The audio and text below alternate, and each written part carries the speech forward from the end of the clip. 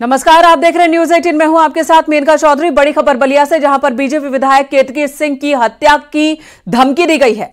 पर्चे के जरिए यह धमकी दी गई है। बलिया के बांसडीह विधानसभा क्षेत्र का यह मामला है। पर्चियों के जरिए बीजेपी विधायक केतकी सिंह समेत 3 लोगों की हत्या की धमकी दी गई है। बीजेपी विधायक ने नक्सलियों की साजिश की आशंका जताई है। उनका कहना है कि पहले भी बलिया में नक्सलियों ने लाल रंग के पेन से पर्चा लिखा था और हत्या कर देने की धमकी दी थी। साथ ही समाजवादी पार्टी के गुंडों पर भी उन्होंने शक जाहिर किया है। हालांकि बीजेपी विधायक ने खुली चुनौती भी दी है कि बदमाशों को भी समझ में आ जाएगा कि अब यूपी में किसकी सरकार है।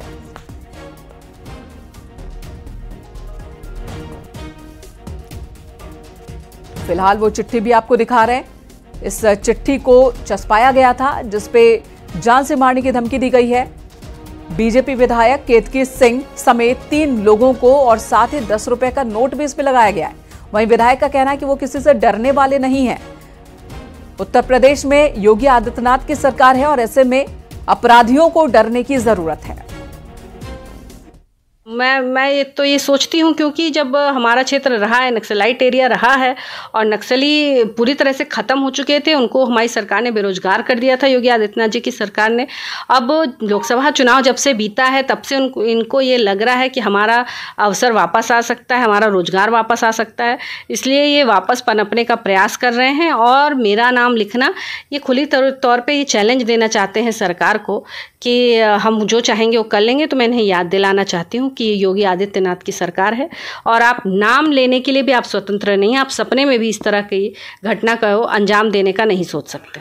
इस तरह की मुझे थ्रेटनिंग उस समय भी मिल रही थी, इसलिए मैं थोड़ी कंफ्यूज हूँ कि ये समाजवादी पार्टी के गुंडों का काम है कि नक्सलियों का काम है। इसकी जाँच मैंने प्रशासन पर पूरी तरह से स्वतंत्रता से छोड़ दी। उसमें लिखा है कि नाम की सुपारी दे दी गई है, गैंग एक्टिव हो चुका है और दिसंबर, बल्कि इस साल के दिसंबर तक उन्होंने क्लेम किया है कि दिसंबर तक 3 चले जाएंगे और 2 की हत्या तो बहुत ही जल्दी हो जाएगी। इस तरह का वो क्लेम कर रहे हैं। पर मैं भी देखती हूँ कि दूर के ढोल सुहावन लागे।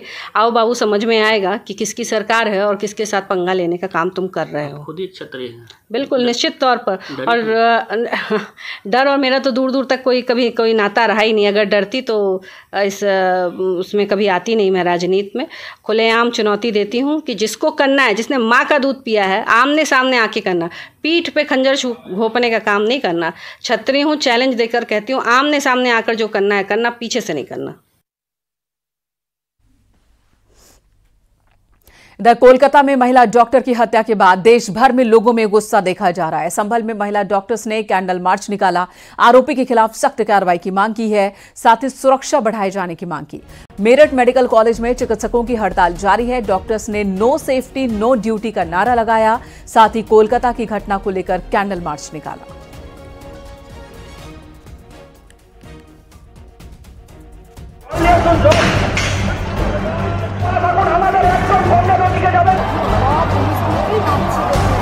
आधी रात को कोलकाता की बेस्ट पुलिस बेबस पुलिस बन गई। आधी रात को कोलकाता में गुंडा राज कायम हो गया। आप यहाँ का कंडीशन देख सकते हैं, हजारों के संख्या में ये मॉब आया है, हम लोग पे अटैक भी किया है। आधी रात को 1 घंटे तक 5000 उपद्रवियों की भीड़ ने कानून के रखवालों को तमाशबीन बना दिया।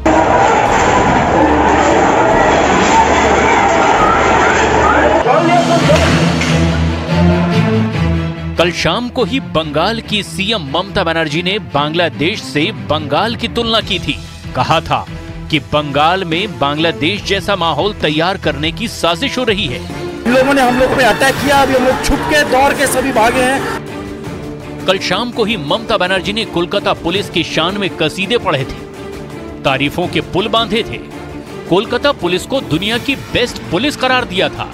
और कुछ ही घंटे बाद उस बेस्ट पुलिस की पोल खुल गई जब रेप मर्डर जैसे बेहद संवेदनशील केस में ममता की पुलिस उस जगह की हिफाजत नहीं कर पाई जहां लेडी डॉक्टर के साथ हैवानियत के बाद उसकी हत्या कर दी गई थी। इन सवालों के बीच कोलकाता कांड की सीबीआई जांच से कतराने वाली ममता सरकार ने अब सीबीआई पर जल्द जांच पूरी करने का दबाव बनाना शुरू कर दिया है। उन्होंने सीबीआई के लिए 25 अगस्त की तारीख मुकर्रर कर दी है, क्योंकि ममता बनर्जी का मानना है कि 90% जांच कोलकाता पुलिस ने ही पूरी कर दी। इसलिए वो मानती हैं कि बाकी 10% जांच पूरा करने के लिए अगले 10 दिन ही काफी है। फांसी होक दोषीদের এবং আগামী রবিবারের মধ্যে সিবিআইকে ফাঁসি ব্যবস্থা করতে হবে এবং পুরোপুরি তদন্ত উদ্ঘাটিত করতে হবে, যদিও আমাদের কলকাতা পুলিশ তদন্তের 90% করে দিয়েছে। इधर ममता की बेस्ट पुलिस उपद्रवियों की पहचान में जुट गई है। वीडियो फुटेज के आधार पर अस्पताल में बवाल काटने वाले उपद्रवियों को चिन्हित किया गया। इस भीड़ में लड़के लड़कियां दोनों शामिल थे। कल यानी 14-15 अगस्त की आधी रात को कोलकाता की सड़कों पर निकलकर प्रदर्शन करने का प्लान रिमझिम सिन्हा ने बनाया था। रिमझिम ने इसे द नाइट इज आवर का नाम दिया था। थीम ये थी कि भारत को 14-15 अगस्त की आधी रात को आजादी तो मिल गई, लेकिन आजादी के 77 बरस बाद भी महिलाओं को दरिंदों से आजादी नहीं मिली है। रिमझिम सिन्हा इस कार्यक्रम की संयोजक थी, जो समाज शास्त्र की रिसर्चर हैं और प्रेसिडेंसी विश्वविद्यालय की छात्रा हैं। रिमझिम ने यही पोस्टर बनाकर सोशल मीडिया पर शेयर किया था और महिलाओं से आधी रात प्रदर्शन में शामिल होने की अपील की थी। इस प्रदर्शन में छात्राओं के साथ उनके माँ बाप भी शामिल हुए, लेकिन पोस्टर देखते ही किसी और ने भी प्लानिंग बना ली, जिसकी भनक न रिमझिम को लगी न दुनिया की बेस्ट पुलिस को। कोलकाता कांड की गूंज पूरे देश में सुनाई दे रही है। स्वतंत्रता दिवस के मौके पर लाल किले की प्राचीर से पीएम मोदी ने भी महिला सुरक्षा पर चिंता जाहिर की और कहा कि राक्षसी कृत्य करने वालों को जल्द सजा मिले। कि जब बलात्कार की या महिलाओं पर अत्याचार की घटनाएं घटती हैं तो उसकी बहुत चर्चा होती है, बहुत प्रचार होता है, मीडिया में छाया रहता है। लेकिन जब ऐसे राक्षसी मनोवृत्ति व्यक्ति को सजा होती है तो वो खबरों में कहीं नजर नहीं आती है, कोने में कहीं पड़ा रहता है। अब समय की मांग है कि जिनको सजा होती है उसकी व्यापक चर्चा हो, ताकि ऐसा पाप करने वालों को भी डर पैदा हो कि ये पाप करने की हालत ये होती है कि फांसी पर लटकना पड़ता है। किसी बीजेपी शासित राज्य में ऐसा उपद्रव हुआ होता तो अब तक शायद कांग्रेस वहां के सीएम का इस्तीफा मांग चुकी होती, लेकिन गठबंधन की मजबूरी और सत्ता पक्ष का दबाव ऐसा है कि कांग्रेस इस मामले में बहुत संभल कर बोल रही है। जबकि टीएमसी ने अस्पताल पर हमले को दुर्भाग्यपूर्ण बताया है, वहीं बीजेपी का आरोप है कि अस्पताल में उपद्रव करने वाली भीड़ टीएमसी के गुंडों की फौज थी, जिन्हें ममता बनर्जी ने डॉक्टरों का आंदोलन खत्म करने के लिए भेजा था। कुल मिलाकर ममता की बेस्ट पुलिस सैकड़ों सवालों से घिर चुकी है। कोलकाता में 8 अगस्त की रात से 14 अगस्त की रात तक जो कुछ भी हुआ, उसने बंगाल में कानून व्यवस्था की बदरंग तस्वीर पूरी दुनिया को दिखा दी है। 50-50 हजार रुपए के इनामी पति पत्नी को एसटीएफ ने अहमदाबाद से गिरफ्तार किया। आरोपी पति पत्नी 17 साल से प्रयागराज से फरार हैं। दोनों पर कई लोगों से लाखों रुपए की ठगी का आरोप है। दोनों पर इंजीनियर की नौकरी देने के नाम पर ठगी का आरोप है।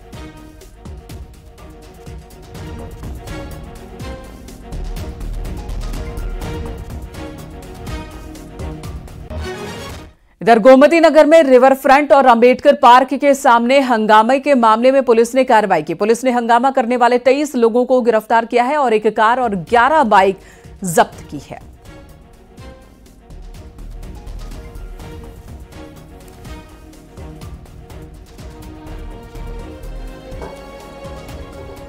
इधर ग्रेटर नोएडा के बिसरख थाना क्षेत्र में हुई लूट के मामले में एक्शन लगातार जारी है। पुलिस ने आज एक और आरोपी आशीष अवस्थी को नेपाल बॉर्डर से गिरफ्तार किया।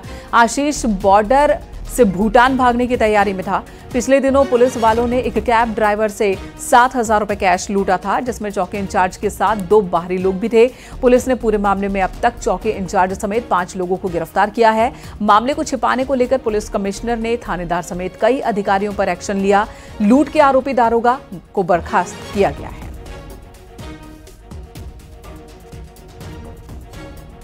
कैब चालक से 7,000 रुपए लूट करने के मामले में मुख्य आरोपी आशीष अवस्थी को थाना बिसरख की पुलिस टीम द्वारा नेपाल बॉर्डर से गिरफ्तार किया गया।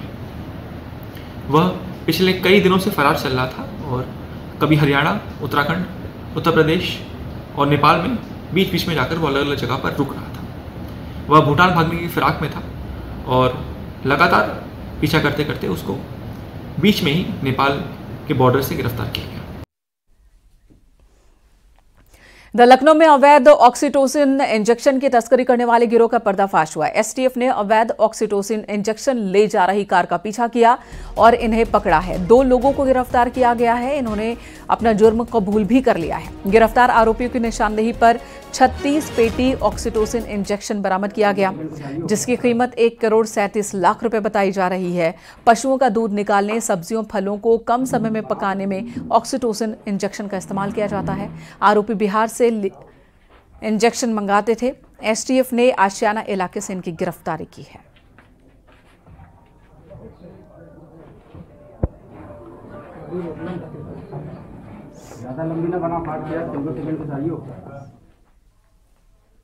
एक बैंक में उस वक्त सनसनी मच गई जब कैशियर ने बैंक में मौजूद एक शख्स पर गन तान ली। न्यूज़ 18 पर खबर दिखाए जाने के बाद कैशियर के खिलाफ केस दर्ज हुआ है। क्या था ये पूरा मामला, देखिए इस रिपोर्ट में।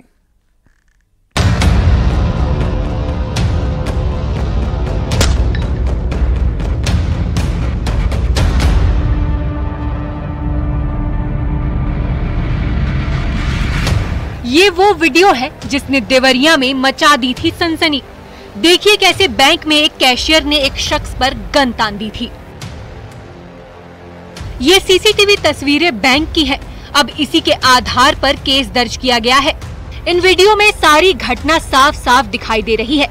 बैंक में कामकाज हो रहा था, सब कुछ ठीक चल रहा था, लेकिन तभी बैंक के कैशियर और एक शख्स के बीच बहस होने लगी। बात इतनी बढ़ गई कि कैशियर ने अपनी गन निकाली और सामने वाले पर तान दी। देखिए ये है कैशियर, इसके हाथ में गन दिखाई दे रही है। वो गन तान कर सामने वाले की ओर बढ़ता है और उससे उलझ पड़ता है।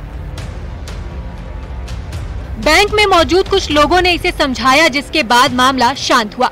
न्यूज़ 18 के खबर दिखाने के बाद इस मामले में बड़ा एक्शन हुआ। पुलिस ने मामले का संज्ञान लिया है और सीसीटीवी के आधार पर कार्रवाई करते हुए कैशियर के खिलाफ केस दर्ज कर लिया है। ये देवरिया जनपद में बनकटा थाना क्षेत्र के अंतर्गत सोहनपुर ग्राम की घटना है, जहां एक ग्रामीण बैंक में बैंक के कर्मचारी और एक कस्टमर के बीच में आपस में झगड़े की स्थिति उत्पन्न हुई और इसी के दौरान बैंक के कर्मचारी द्वारा अपने लाइसेंसी हथियार को तान दिया गया। इसका सीसीटीवी फुटेज हम लोगों को मिला है। इस संबंध में जो ये प्रकरण है उसके सीसीटीवी फुटेज की जांच करते हुए जो सुसंगत धाराएं हैं उनमें थाने पर अभियोग पंजीकृत कर लिया गया है और अग्रिम विधि कार्यवाही की जा रही है। पुलिस मामले की जांच कर रही है और ये पता लगाने की कोशिश कर रही है कि आखिर इस बैंक के कैशियर ने गन क्यों तान दी थी। जब ये घटना हुई तो बैंक में सनसनी फैल गई। पुलिस का कहना है कि कैशियर के पास जो गन थी वो लाइसेंसी गन थी, लेकिन जिस लापरवाही से उसने गन तानी उसने वहाँ मौजूद लोगों के मन में खौफ पैदा कर दिया था। साथ ही कोई हादसा भी हो सकता था, गन से गोली भी चल सकती थी। अब पुलिस मामले की जांच कर रही है ताकि मामले का सच सामने आ सके। उमाशंकर भट्ट, न्यूज़ 18, देवरिया। इधर मुजफ्फरनगर में पुलिस ने हनी ट्रैप के 3 आरोपियों को गिरफ्तार किया है। दरअसल पिछले दिनों एक लड़के ने शिकायत की थी कि एक महिला ने उसके पिता को मिस्त्री का काम करने के लिए बुलाया और वहां पर उसके पिता को बंधक बनाकर अश्लील हरकत करने लगी, जिसका वीडियो बनाकर वायरल करने की धमकी दी गई। मिस्त्री से 40,000 रुपए की डिमांड की गई। हालांकि लड़के की शिकायत पर पुलिस ने तुरंत ही एक्शन लिया और मौके पर जाकर पीड़ित को छुड़ाया गया। पुलिस ने मौके से महिला समेत 3 को हिरासत में लिया है।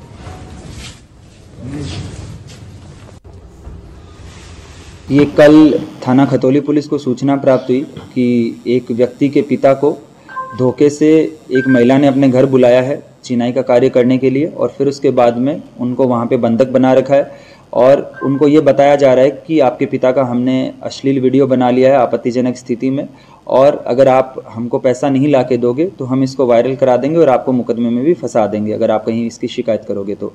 इस सूचना पर पुलिस द्वारा त्वरित कार्रवाई की गई और समझदारी के साथ पहले जो पीड़ित व्यक्ति था उसको रेस्क्यू किया गया। कन्नौज रेप केस में सूत्रों के हवाले से बड़ी खबर है। घटना के अगले ही दिन लड़की की बुआ के खाते में पैसे भेजे गए थे। पुलिस टीम की लड़की की बुआ की गिरफ्तारी में लगी हुई है। आरोपी बुआ पर पहले भी पैसे लेने के आरोप लगे हैं। पुलिस का कहना है कि गिरफ्तारी के बाद सभी मामलों की जांच की जाएगी।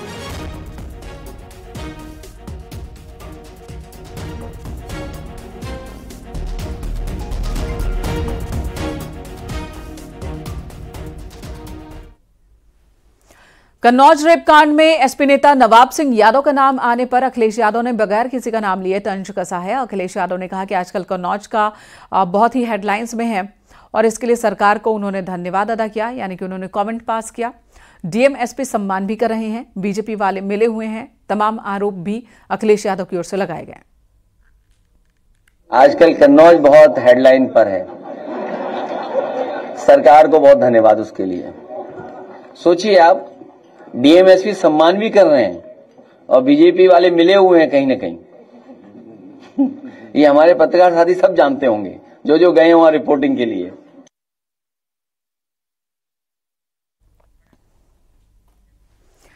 रामनगरी के मठ मंदिरों के बाद सरयू आरती में भी राष्ट्रभक्ति दिखने लगी है। आरती के दौरान देशभक्ति गीत बजाए गए और साथ ही लोगों ने देशभक्ति के नारे भी लगाए। हाथ में तिरंगा लेकर लोग सरयू आरती में शामिल हुए। तो चलते चलते इस बहुत ही खूबसूरत वीडियो के साथ आपको छोड़ जाती हूं।